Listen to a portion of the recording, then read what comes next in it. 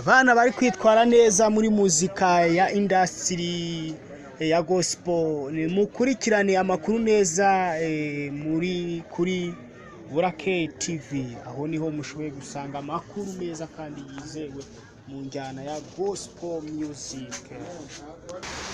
Amakuru yizewe muri gospel music industry ya gospel nta handi wayasanga ni kuri Burake TV. Twayakusanyije rero turayabazaniye yose, tuyabahereza uko biri, uko aba bana batangiye umuziki. Nta handi rero wayasanga ni kuri gospel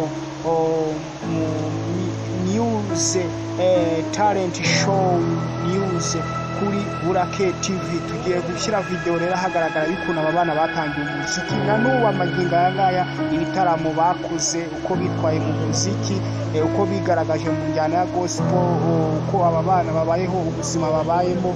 Twabibazanye rero ni kuri Burake TV. Video igiye gusohoka, igiye kujya hagaragara. Turabakunda cyane, tutanibagiwe aba basore bagiye gushyira indirimbo yabo hanya uwo Kalebu na Israel. Amakuru yabo nabo tugiye kuyabazana mu minsi iri imbere. Muzabashe gukora subscribe share.